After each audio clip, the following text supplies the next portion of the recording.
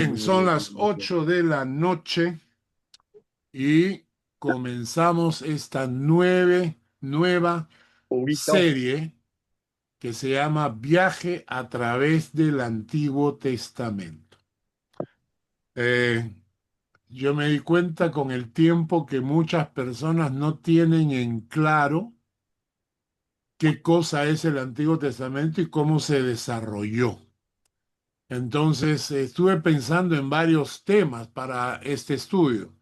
Algunos me pidieron Romanos, otros me pidieron Hebreos,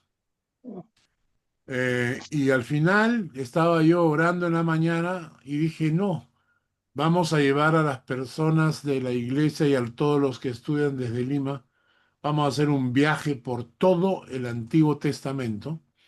Naturalmente que no vamos a poder detenernos en cada libro, pero vamos a estudiar algunos personajes importantes en la historia del Antiguo Testamento. Y al final de todo, ustedes van a tener una visión panorámica del Antiguo Testamento. Antes que nada, vamos a orar para entregarle el estudio al Señor. Señor, te damos gracias otra vez por el privilegio de abrir tu palabra, estudiarla, ser bendecidos con tu palabra.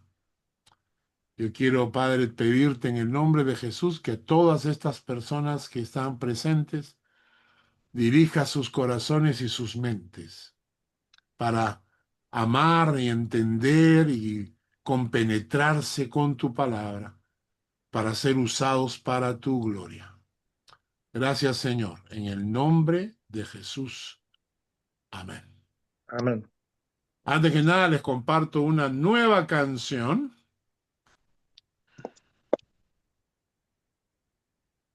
que trata de ver de compartir. Ahí va.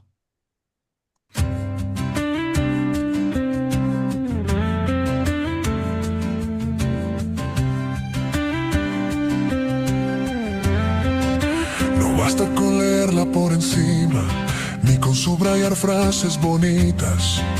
La Biblia no es un libro viejo, es una voz que sigue viva. Sus páginas no son papel, son puertas abiertas a lo eterno. Cada palabra te inspira, cada historia te toca por dentro. Estudiar la Biblia no es tarea fría, es diálogo eterno con el Creador. Es dejar que el corazón se ilumine en la llama viva de su amor. Estudiar la Biblia no es tarea fría, es diálogo eterno con el Creador. Es dejar que el corazón se ilumine en la llama viva de su amor. Estudiar es más que aprender, es dejarte transformar. No es teoría, es encontrar el poder de toda su verdad.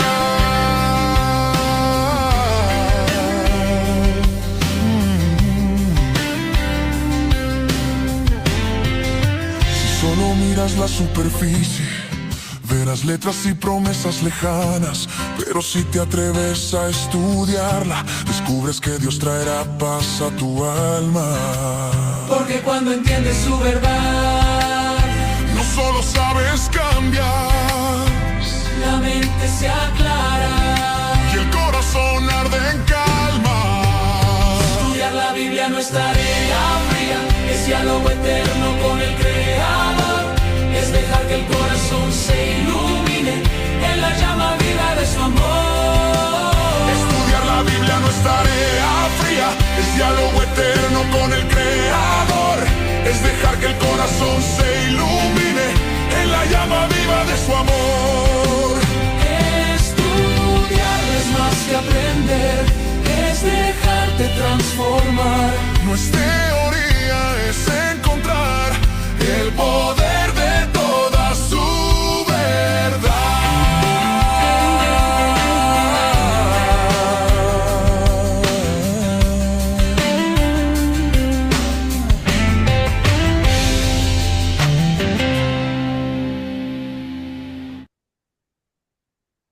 Bravo. Qué bonito, qué bonito. ¿Les gustó la canción? Sí. Bonita canción. Ok. Preciosa, preciosa. A mí me, de Es verdad que linda. me ha emocionado muchísimo, de verdad. Me encanta. Puedes ponerla como introducción a cada capítulo, mi vida. Claro, Sí, está bien. como Bueno, introducción. y ahora voy a explicarles más o menos el bosquejo de todo este material que vamos a estudiar en las próximas semanas, en los próximos meses. ¿Ok? Así que vamos a compartir acá. Ahí está. Ahí tienen ustedes una imagen de un montón de personajes del Antiguo Testamento. Acá tienen a Adán, ¿eh? Moisés con las tablas de la ley, ¿eh? Pobre. David con sus instrumentos musicales, y algunos de estos pues son reyes, y ustedes pueden definir, ¿no? Aquí está Ruth, el arca, ¿no? La esposa de Moisés, en fin. Esther con las espigas de trigo. ¿Cómo?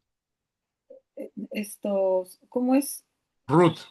Ruth, perdón. Ruth. Ruth con Ajá, las hojas de trigo, ¿no? Este ajá. Salomón que tiene acá los papeles para escribir sobre los proverbios, en fin. Y a lo demás podemos ponerle el nombre que querramos. Entonces la idea va a ser que vamos a tratar de viajar a través del Antiguo Testamento. El día de hoy vamos a estudiar el capítulo 1, los patriarcas desde Adán hasta Noé. Y eso nos va a tomar varias partes. Entonces, el día de hoy le vamos a llamar la parte 1. Entonces, viaje a través del Antiguo Testamento. El capítulo 1, los patriarcas desde Adán hasta Noé. Vamos a hablar sobre Adán, Caín, Abel, Set, Enoc, Matusalén, que vienen a ser básicamente los personajes más importantes, ¿no? El resto son parte de la genealogía, pero no son muy trascendentes. Así que los patriarcas desde Adán hasta Noé. En el capítulo 2 entramos ya al diluvio universal, Matusalén. El otro día me mandaron un video diciendo que Matusalén, la traducción del término Matusalén era vendrá, descenderá o algo así, y eso es falso, ¿no? Matusalén significa en sus tiempos será, en sus tiempos será. Y justamente cuando Matusalén muere es cuando viene el diluvio universal. El diluvio universal, vamos a ver las razones del diluvio, la descripción del diluvio, Noé y su familia, y luego vamos a hacer un estudio de la venida del Señor cuando dice como en los tiempos de Noé, así será la venida del Señor. Después del diluvio, entramos a los patriarcas, desde Noé hasta la entrada en Egipto. La caída de la longevidad, Abraham, Isaac, Ismael, Jacob. Me acabo de acordar que he dejado de lado algo muy importante. Ah, no, después, ¿no? Sí, sí. Añádelo. La Torre de Babel. Bueno, Sí. en el capítulo 4, ya José en Egipto, y en el capítulo 4 entramos a los 400 años en Egipto y la llegada de Moisés. Capítulo 5, Moisés. La vida de Moisés, 40 años en el palacio, 40 años en el campo, 40 años en el desierto. Vamos a estudiar las plagas de Egipto, la salida y camino a la tierra prometida y cómo se establece la ley, la Torá. Capítulo 6, Josué, cuando toman posesión de la tierra prometida. Vamos a hablar de Jericó, de los pueblos vecinos, división de la tierra de Canaán, la muerte de Josué, etc. Capítulo 7, después de tomar la tierra prometida, empieza la época de los jueces. Otoniel, Ahot, Samgar, Débora, Bará, Gedeón, Tolá, Jair, Jefté, Ibsán, Elón, Abdón, Sansón, Samuel y el último, Elí. Después de la época de los jueces, vamos a estudiar la época de los reyes. Saúl, David, Salomón, la división del reino y luego los reyes del norte y los reyes del sur. Capítulo 8, vamos a hacer un viaje histórico hasta la caída del reino del norte por medio del imperio asirio y luego la caída del reino del sur por medio del imperio babilónico. Capítulo, me comí una. Ah, no Caída. está. Acá está el capítulo 9, la caída del La reino. caída es 9, creo, sí. 10, capítulo 10, los 70 años de cautiverio. Vamos a estudiar varios aspectos del libro de Daniel. Y el capítulo 11, la reconstrucción de Jerusalén y del segundo templo, con Esdras y Nehemías. ¿Está claro? Entonces, más o menos tienen una visión panorámica de cómo funciona el Antiguo Testamento, ¿no? Patriarcas hasta Noé, luego de Noé llegamos a Egipto, de Egipto llegamos a la tierra prometida, de la tierra prometida vienen los jueces, después vienen los reyes, después viene el cautiverio y por último la reconstrucción de Jerusalén y del segundo templo. El primer templo es el de Salomón, el segundo templo es el que va a reconstruir Esdras y Nehemías. Ok, vamos a ir avanzando poco a poco con todos estos estudios. Vamos a empezar ahora y luego vamos a hacer un estudio sobre los profetas mayores y menores, fechas en que vivieron, eran contemporáneos de quién, porque a veces leemos los profetas, pero no sabemos cuándo vivieron. Entonces vamos a ver qué profetas fueron contemporáneos a qué reyes, ¿no? ¿Por qué se le define como los profetas mayores, los profetas menores? Y por último, terminaremos nuestro viaje a través del Antiguo Testamento estudiando un poco sobre el profeta Malaquías, que fue el último profeta para escribir en el Antiguo Testamento. Y luego, después del profeta Malaquías, vienen 400 años de silencio hasta la llegada del Mesías. ¿De acuerdo? Si tienen preguntas, vayan apuntando, levantando la mano. Muy bien, entonces empezamos con el capítulo 1, los patriarcas desde Adán hasta Noé. Antes de empezar con esto, vamos a estudiar un poco los libros de la Biblia, ¿ya? Los libros de la Biblia. Al terminar el estudio les voy a mandar una copia de todos estos materiales. La Biblia tiene 66 libros. Estamos hablando de nuestra Biblia. Nuestra Biblia tiene 66 libros. La Biblia católica tiene 73. Ellos añadieron 7 libros más en la época de Lutero con el objetivo de discutir y de refutar los argumentos de Lutero. Como Lutero era un gran disertador y era una persona muy, muy, muy apologética, no podían ir contra lo que él decía sobre la Iglesia Católica. Entonces, cuando él clavó sus tesis en la iglesia de Gutenberg, sus 95 tesis, las tesis de Lutero, él invitó a todos los teólogos de la Iglesia Católica a discutir públicamente sobre los argumentos que él hablaba en sus 95 tesis, entre las cuales criticaba la corrupción de la Iglesia Católica, etc.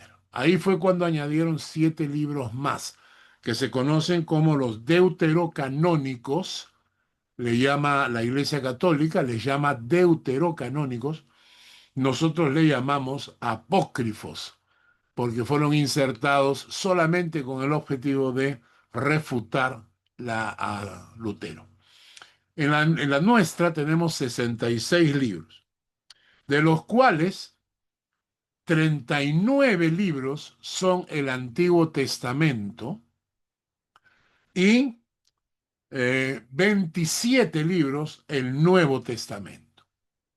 Lo que nos interesa ahora en este estudio que vamos a hacer acerca del viaje a través del Antiguo Testamento son los 39 libros del Antiguo Testamento. Vale la pena decir que los 39 libros que nosotros tenemos en el Antiguo Testamento son exactamente los mismos que tiene la Biblia hebrea, la Torá. Ellos tienen la Biblia, en los judíos tienen su Biblia, la Torá y los profetas, que incluye los 39 libros, es decir, la Biblia hebrea de los judíos no tiene los 73 libros de la Iglesia Católica. Tiene, perdón, los 46 libros de la Iglesia Católica, descontando los del Nuevo Testamento. Tiene solamente 39 libros y nosotros, la Iglesia Evangélica Protestante, tenemos exactamente los mismos. Nuestro Antiguo Testamento es exactamente el libro que utilizan los hebreos para leer y aprender. Estos 39 libros del Antiguo Testamento se agrupan en 4 grupos grandes. Aquí tienen ustedes el primer grupo, que es el Pentateuco. Génesis, Éxodo, Levítico, Números y Deuteronomio. Para los que viven acá en Suiza, en las Biblias en alemán no aparecen estos nombres, sino aparece Primera de Moisés, Segunda de Moisés, Tercera de Moisés, Cuarta de Moisés y Quinta de Moisés. En alemán, ¿no? Mose, dicen, Primera de Mose, Zweite Mose, Dritte Mose, Vierte Mose, Fünfte Mose. Libros de Moisés. Y luego tienen los libros históricos. Josué, Jueces, Ruth, Primera y Segunda de Samuel, Primera y Segunda de Reyes, Primera y Segunda de Crónicas, Esdras, Nehemías y Esther. El tercer grupo son los poéticos. Job, Salmos, Proverbios, Eclesiastés y Cantares. Y por último tienes el cuarto grupo, que son los libros proféticos, ¿no? Ahí tienes tú a Isaías, Jeremías, Lamentaciones, Ezequiel, Daniel, Oseas y todos los demás. Esto, como les digo, se los voy a pasar terminando el estudio. Voy a colocar acá en el chat para que tengan ustedes una copia a los que quieran imprimir. Ahora, los 39 libros del Antiguo Testamento, puestos en forma cronológica, es decir, tratamos de ponerlo en forma cronológica y aparecen de esta manera. ¿Ya? Aunque Job es un libro poético y está en la mitad de la Biblia, justo antes de Salmos, sin embargo, su escritura se calcula en el año 1500 antes de Cristo. Antes de Cristo. ¿Ah? Es decir, antes del Pentateuco. Es decir, poco más, casi contemporáneo, digamos así, unos 100 años antes. Job es el libro más antiguo de la Biblia. Es interesante, porque Job, siendo un libro escrito 1500 años antes de Cristo, tiene frases como: yo sé que mi Redentor vive. El mismo Job proclama esa frase: yo sé que mi Redentor vive, 1500 años antes que naciera el Mesías. Luego aparece en el Pentateuco, los libros en amarillo que están acá, que datan del año 1447 hasta el 1407, 40 años en el desierto, ¿no? Desde Génesis a Deuteronomio. Luego aparecen estos libros, casi todos ellos son históricos: Josué, Jueces, Ruth, Samuel, Reyes, Crónicas.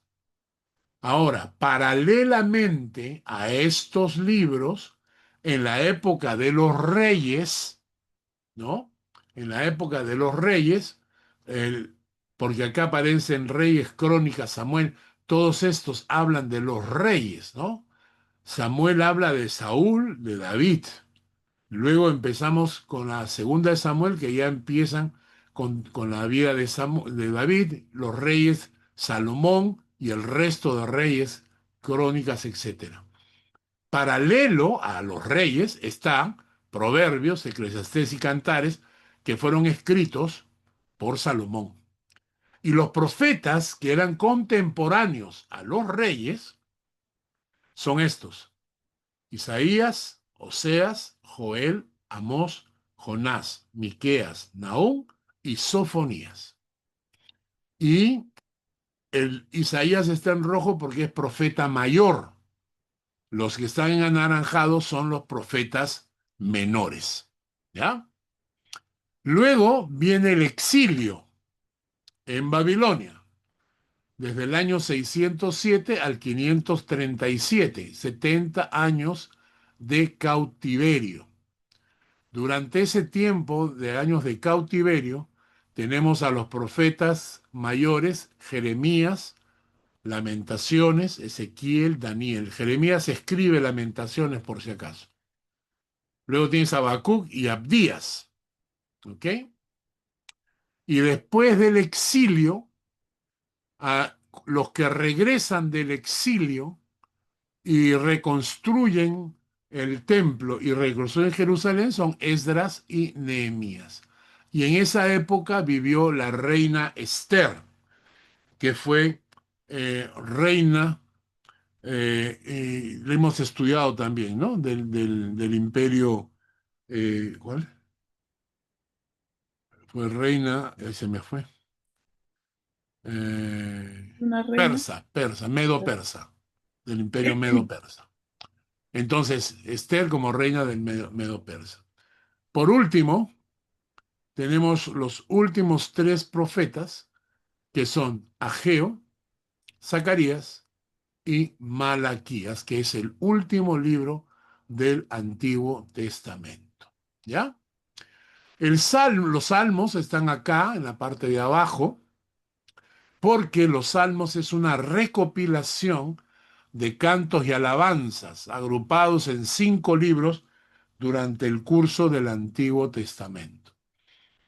Ahí hay muchos cantos de David que se escribieron en esta época, en la época de los reyes. Pero también hay por ejemplo, hay un salmo de Moisés, hay un salmo de Salomón, hay varios salmos inéditos o hay unos salmos que no tienen autor. Entonces los salmos se ponen aparte porque fueron recopilándose. Hay unos salmos que fueron escritos durante el exilio, que estuvimos estudiando el otro día en la iglesia, ese salmo que canta de los ríos de Babilonia, ¿no? Entonces, esas canciones eran parte del exilio. ¿Alguna pregunta sobre esto? Sí, yo tengo dos. A ver, La primera, que sería bueno que mencionaras los libros apócrifos como, como cultura general. Y la segunda es por qué se llaman profetas mayores y por qué se llaman profetas menores. todo eso lo vamos a explicar. Ok.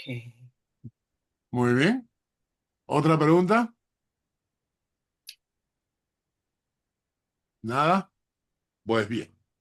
Entonces, si vamos a empezar nuestro viaje por el Antiguo Testamento, tendríamos que empezar por el Génesis, ¿no es cierto? Y el Génesis es parte del Pentateuco. Entonces tenemos este cuadro. ¿Quién escribió el Pentateuco? Este fue Moisés. ¿Ok? El Pentateuco tiene 5 libros: Génesis, Éxodo, Levítico, Números y Deuteronomio. El Génesis se centra en los inicios de la humanidad y el periodo patriarcal. Crea un telón de fondo para el Éxodo y la conquista. ¿Ok? El Éxodo destaca el liderazgo de Moisés, la ley y el tabernáculo. Levítico es un manual sacerdotal para el culto en Israel. Números se enfoca en Israel como el ejército del Señor que marcha hacia Canaán. Y por último, el Deuteronomio consta de 3 discursos de Moisés en los llanos de Moab, en los que explica la ley y dirige una renovación del pacto. ¿Ah? Entonces, vamos a empezar estudiando el Pentateuco. Las próximas semanas nos vamos a centrar básicamente en el Génesis, ¿no es cierto? Porque cuando entremos al Éxodo ya vamos a estar en Egipto. O sea, hasta Egipto quiere decir que Génesis nos va a llevar hasta la vida de José y su reencuentro con sus hermanos, la muerte de Jacob o Israel, ¿no? Y cómo ellos quedan en Egipto, y entonces el éxodo empieza la presencia de Moisés para liberar al pueblo hebreo de la esclavitud egipcia. Entonces, en las próximas semanas vamos a concentrarnos en el libro de Génesis. ¿Mm? Génesis. ¿Qué nos dice Génesis? Tiene 50 capítulos. ¿Para quién fue escrito? Génesis fue escrito para alentar a los israelitas mientras se enfrentaban los desafíos de dejar su esclavitud pasada en Egipto. ¿Cómo? Génesis fue escrito para alentar a los israelitas mientras se enfrentaban los desafíos de dejar su esclavitud pasada en Egipto. ¿Por qué? Porque Moisés escribe el Génesis. La pregunta es esta: ¿cómo escribe Moisés el Génesis? ¿Acaso Moisés estuvo en la creación? ¿Vio lo que había ocurrido? No. Son 2 aspectos que hacen que Moisés pueda escribir el Génesis. Uno, revelación divina, que eso se conoce como profecía del pasado. Es decir, Moisés, en cierta manera, profetiza, y Jesucristo le llama a Moisés, le llama profeta. Moisés, en cierta manera, recibe revelación de Dios de lo que ocurrió en el principio de la creación. En segundo lugar, el otro factor que le sirve a Moisés para escribir el Génesis es la tradición oral. Muchas de las tradiciones judías se pasaban de generación en generación, de padres a hijos, a nietos, ¿no? Y esto era muy importante para ellos. Ellos mantenían mucho respeto por la tradición para enseñarles a los hijos la historia de su pueblo. Esto nos tiene que hablar a nosotros como cristianos. Nos tiene que hablar de la importancia de transferir a nuestros hijos y a nuestros nietos la enseñanza que hemos aprendido. Entonces, por medio de profecía y por medio de tradición oral, es que Moisés logra escribir el libro de Génesis. Por eso se dice que lo escribe, ¿con qué objetivo? Lo escribe para alentar a los israelitas mientras enfrentaban los desafíos de dejar su esclavitud pasada en Egipto. Cuando ellos salen de Egipto, Moisés no escribe el Génesis cuando están en Egipto, sino que después que han salido de Egipto. ¿Cuál es el propósito del libro? Acá en la parte de abajo. Enseñar al pueblo de Israel cuál es el propósito de Dios para ellos como nación en el contexto de la historia del mundo y sus patriarcas. Es decir, darle al pueblo hebreo su historia, que ellos sepan cómo salen desde la creación y cómo se va encadenando por las generaciones hasta llegar a José en Egipto. Y entonces esto les da al pueblo hebreo una visión y una identidad. Esa es la palabra. Les da una identidad. Ellos entienden, después de leer el libro de Génesis, entienden que Dios crea el universo, crea al hombre, crea a la mujer, y que de ellos, por la rama de Set, descienden hasta llegar a José. El libro de Génesis les revela cómo fueron escogidos como pueblo. Les revela su identidad con Noé, con Abraham, el gancho que los vincula a Abraham, y cómo de Abraham sale Isaac, y de Isaac sale Jacob y Esaú, y de ahí de Jacob salen los 12 hijos que se convierten en las 12 tribus de Israel. Con esto, el pueblo hebreo recibe su identidad como pueblo de Dios. ¿Ok? ¿Cuándo fue escrito? Más o menos se calcula pues en estos años 1400 y pico, ¿no? El resumen del libro lo vamos a ver ahora. Luego, ¿cuál es el enfoque de las historias? El ritual de la circuncisión cuenta los orígenes de Israel, el pacto de Israel con un solo Dios. ¿Ok? Ya ustedes después van a poder ver esta pantalla que se las mando. Y ahora les voy a pasar un video. ¿Ya? El libro de Génesis No escuchan nada todavía, ¿no? Sí, ¿Están sí, escuchando? sí. es el primer libro de la Biblia y su narrativa se divide en dos partes principales. Tenemos los capítulos del 1 al 11 que cuentan la historia de Dios y de todo el mundo. Y luego tenemos los capítulos del 12 al 50 que aumentan la imagen y narran la historia de Dios y un solo hombre, Abraham, y luego sobre su familia. Estas dos partes son conectadas por una historia como una bisagra al inicio del capítulo 12. Este diseño nos da una pista de cómo entender el mensaje del libro como un todo y cómo introduce la narrativa de toda la Biblia.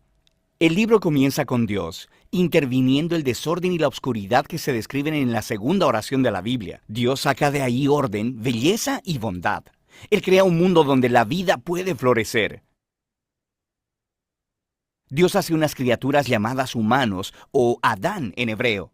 Él las crea a su imagen, lo que tiene que ver con su rol y propósito en el mundo de Dios. Los humanos fueron creados para ser los reflejos del carácter de Dios hacia el mundo. Fueron designados como representantes de Dios para gobernar su mundo a su nombre, lo que en el contexto significa desarrollar todo su potencial, cuidarlo y hacer de él un lugar donde aún más vida pueda florecer. Dios bendice a los humanos. Esta es una palabra clave en este libro. Él les da un jardín, un lugar desde el cual empiezan a construir este nuevo mundo. La clave es que los humanos tienen que elegir cómo van a edificar este mundo. Esto es representado por el árbol del conocimiento del bien y el mal. Hasta ahora, Dios ha provisto y definido lo que es bueno y lo que no es bueno.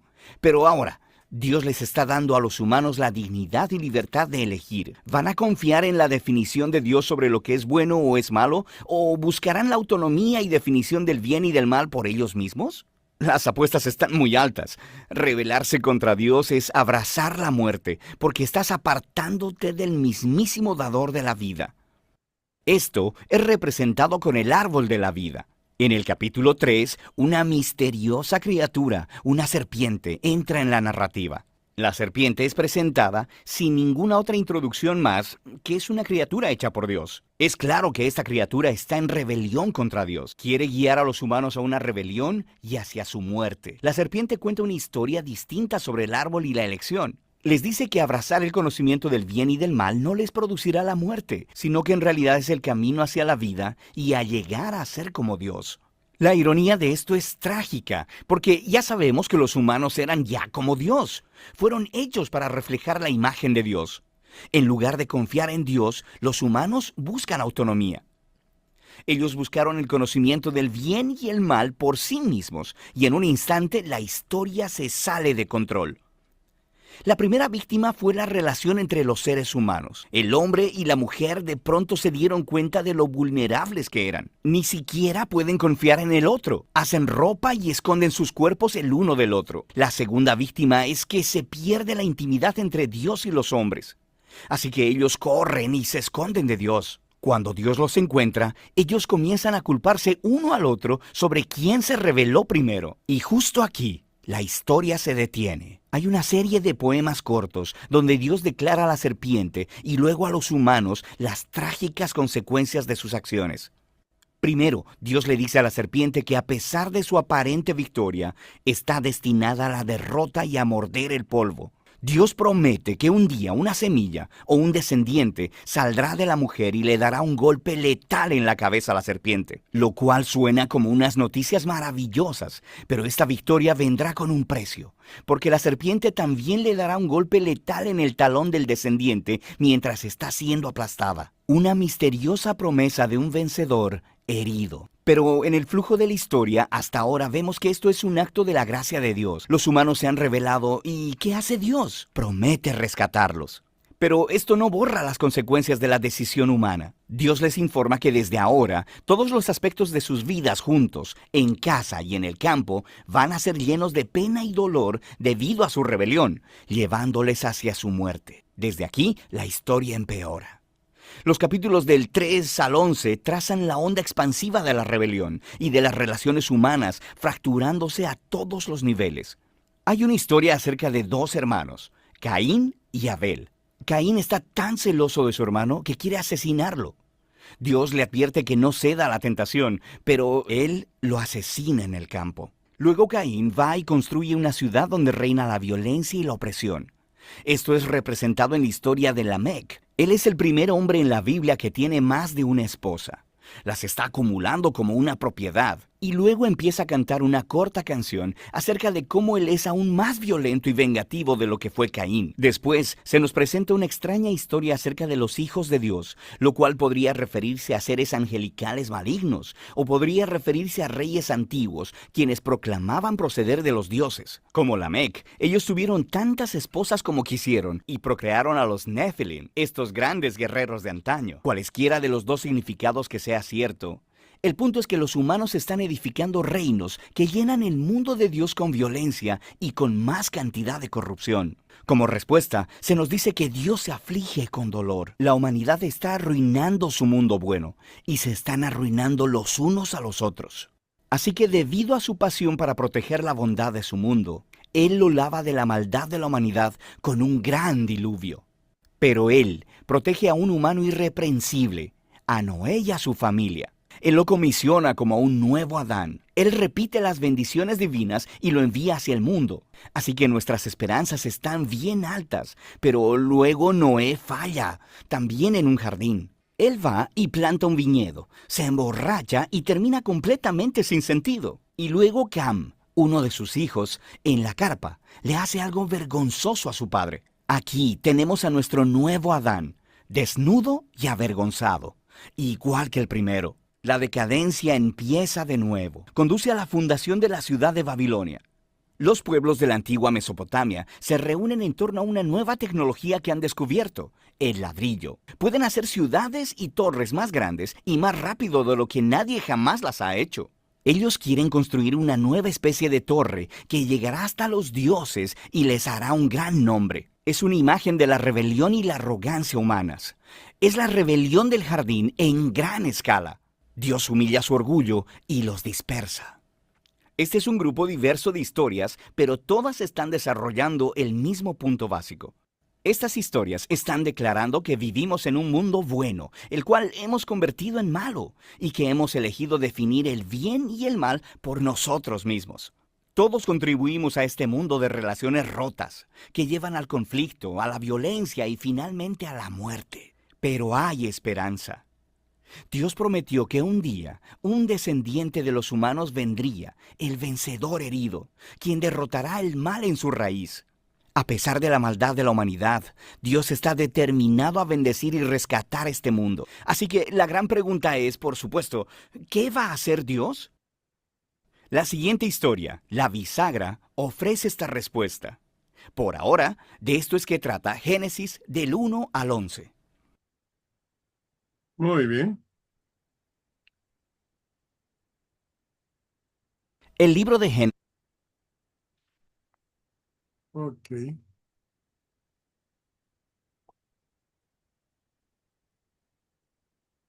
Bien. es el primer libro. Bien. Libro de la Biblia.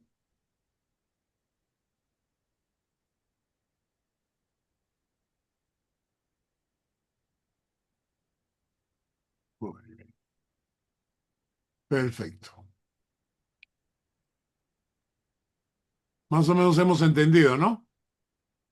Sí, Ahora buen resumen. sí, ya comenzamos a entrar para estudiar los patriarcas y para eso les he preparado otro cuadro. Voy a compartir. Ah, ahí está.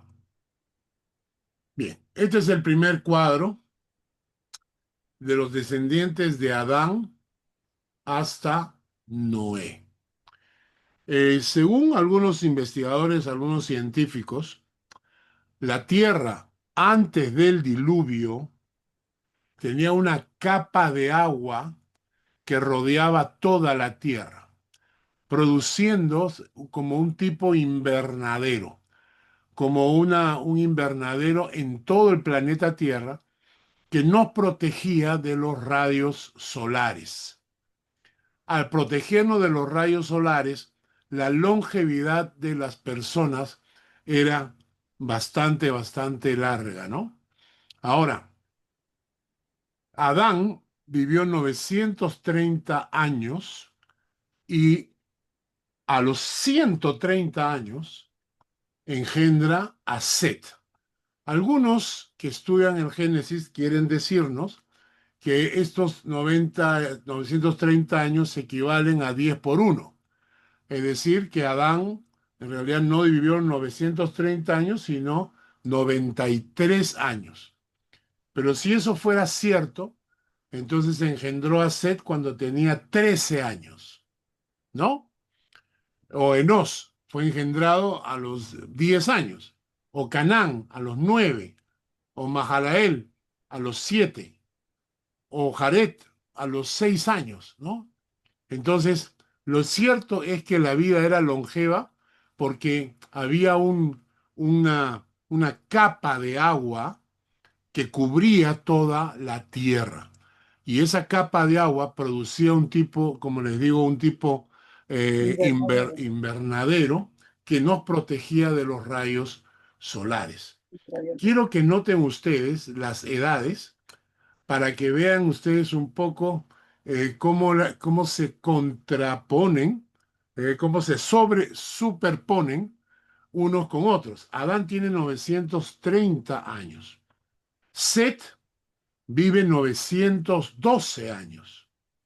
Enos, 905 años. Cainán, 910 años. Mahalael, 895. Jared, 962. Algo que es muy interesante es notar que las personas se comenzaron a volver más, eh, es decir, comenzaron a engendrar hijos más temprano.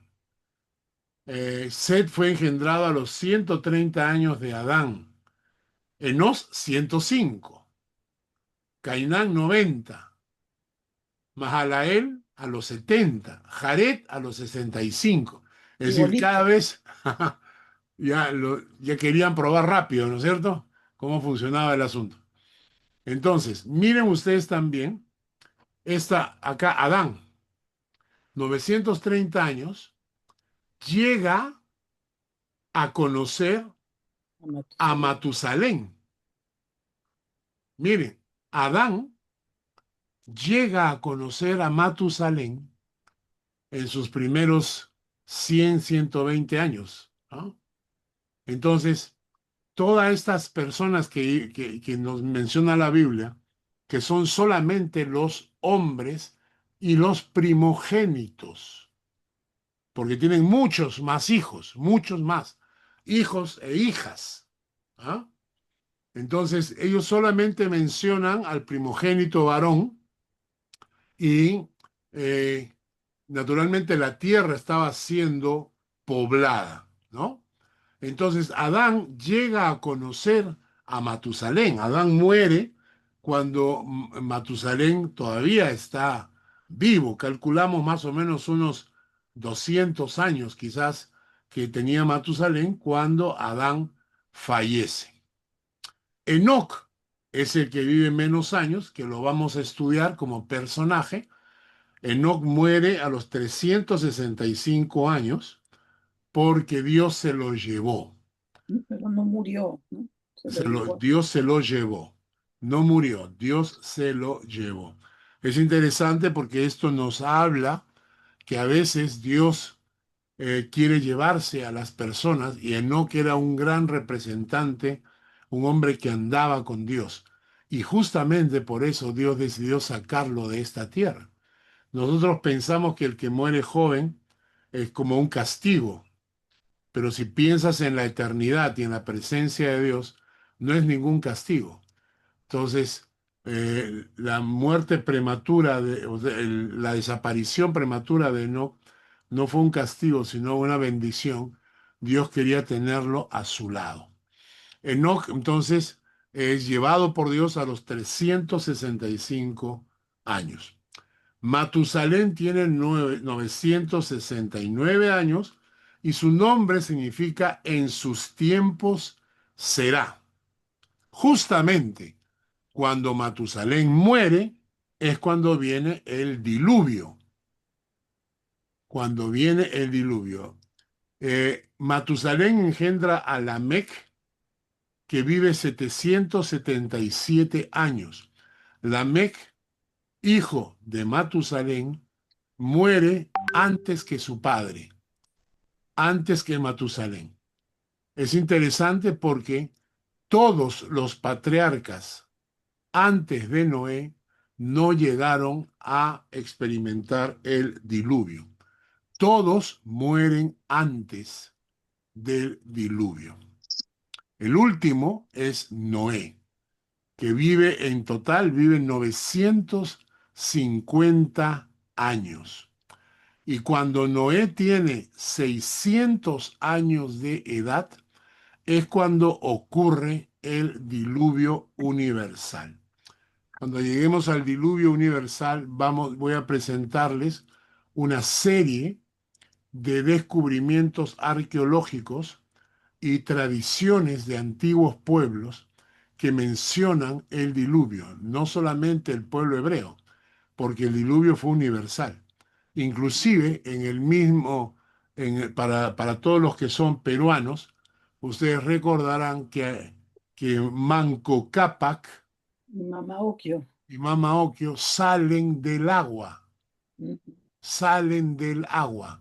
Lo mismo ocurre con muchas tradiciones de la India y muchas tradiciones chinas, antiguas, aztecas, mexicanas, donde se menciona el diluvio.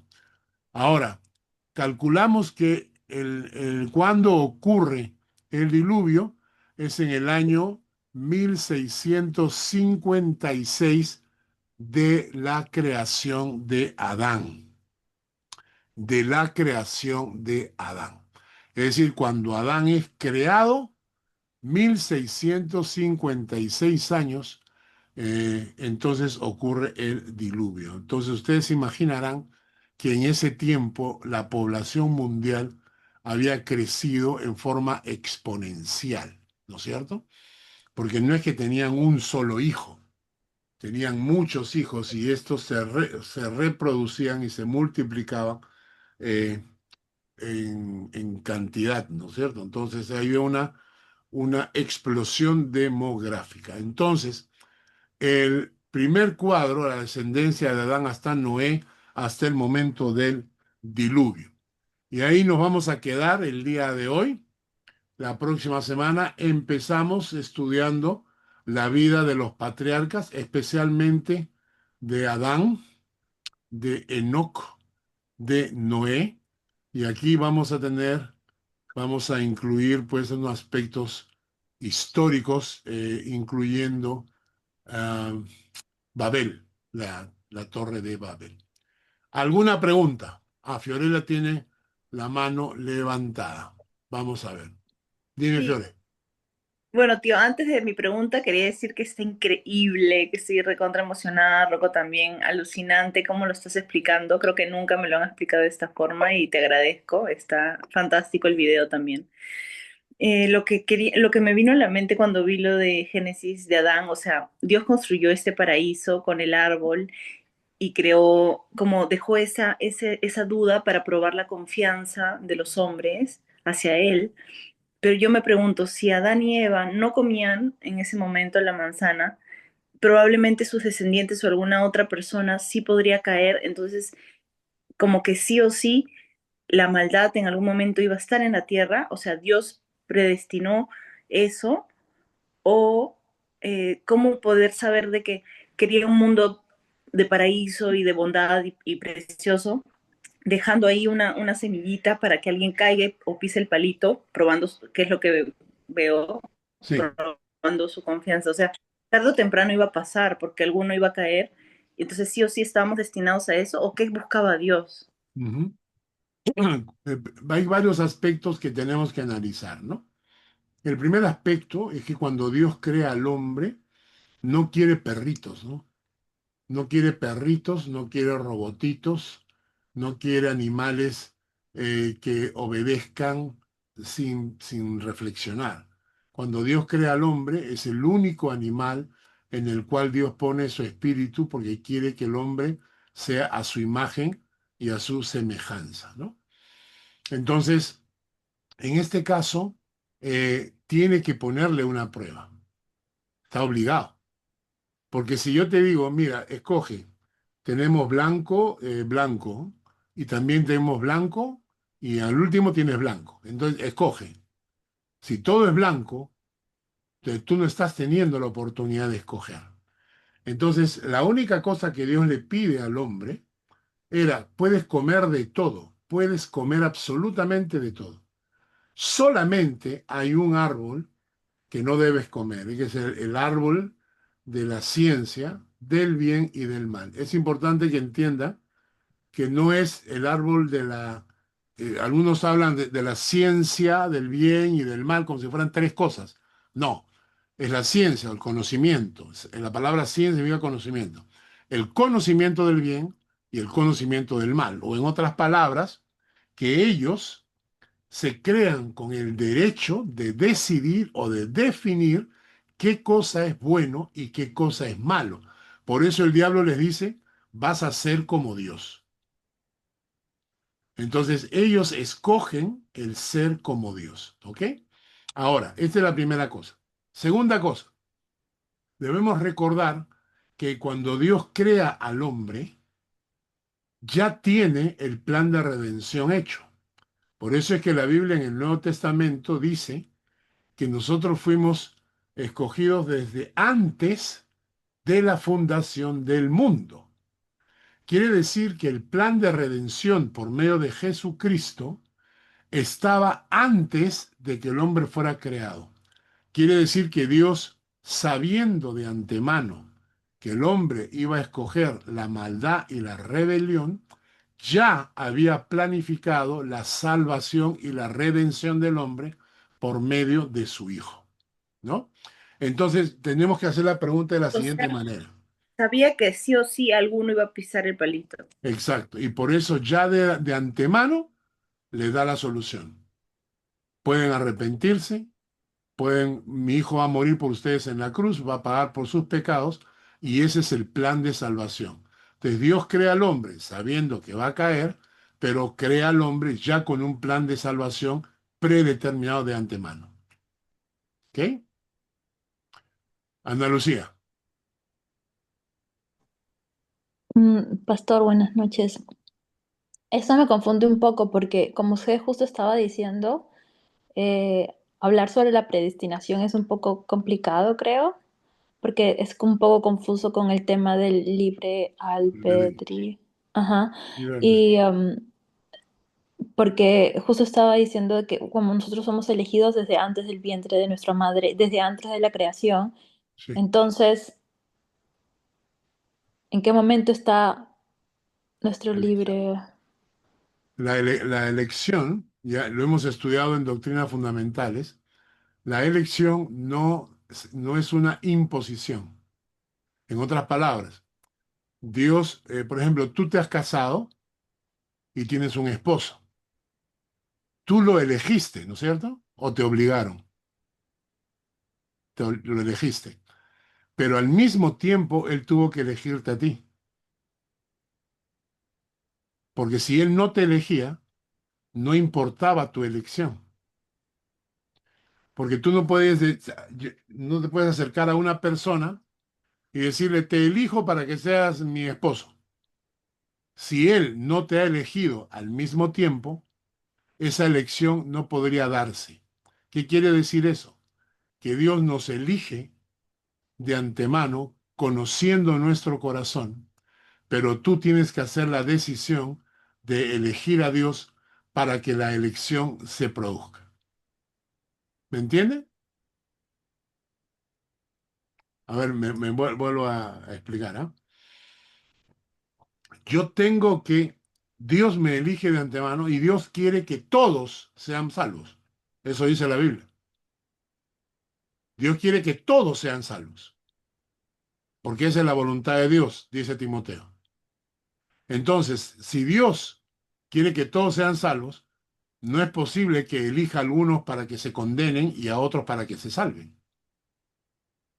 Dios elige para salvación a todo ser humano, pero el ser humano acepta la elección y es ahí cuando se ocurre el matrimonio entre Dios y tú.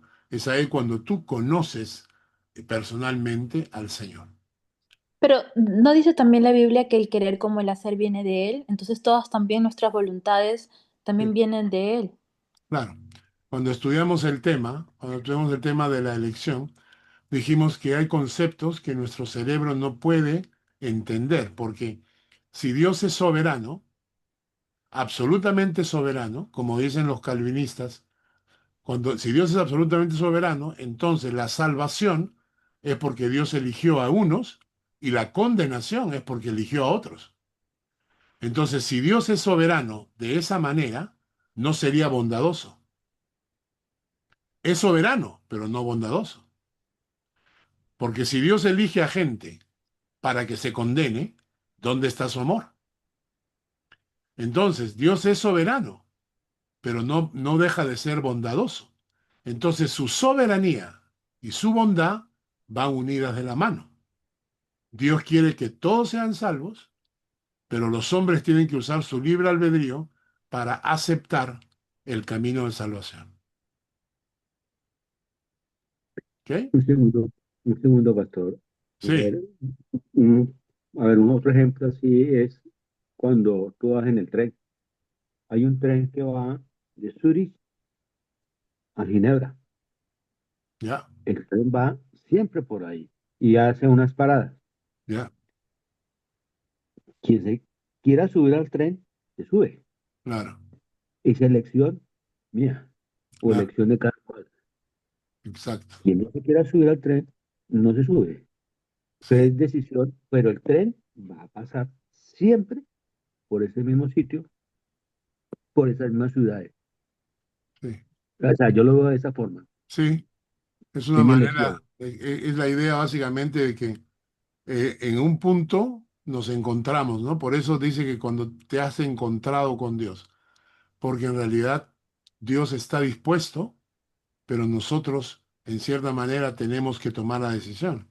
Pero en fondo también lo que dice Ana Lucía, en el fondo también es cierto que Dios tiene que tocar tu corazón para que puedas entender. Entonces es difícil comprender esto de la soberanía de Dios y mezclarlo con el libre albedrío del hombre. Es complicado, pero la idea que has dado es muy buena, muy buena. Pero Oh, entonces digamos que Dios ha creado la maldad para probar la fidelidad de sus hijos. No, Dios creó la bondad. La bondad, Dios creó la luz, Dios no creó las tinieblas. En, Ay, en La, Génesis, la Génesis, ausencia de bondad. en Génesis capítulo 1, no dice que Dios creó las tinieblas, dice que Dios creó la luz. Ahora, pero ¿qué cosa es las tinieblas? Cuando apagas la luz. Dios creó la bondad. La la creó, maldad, sí, había ¿cómo? maldad. Creó la bondad en un lugar donde había maldad. No, creó la bondad. El hombre decidió apagar la luz. El hombre usó su libre albedrío y decidió desobedecer a Dios. Entonces, en el momento en que el hombre decide desobedecer a Dios, dice la Biblia que la muerte entró en la humanidad. ¿No es Ujú. cierto? El día que de él comieres, ciertamente morirás. Antes no había muerte.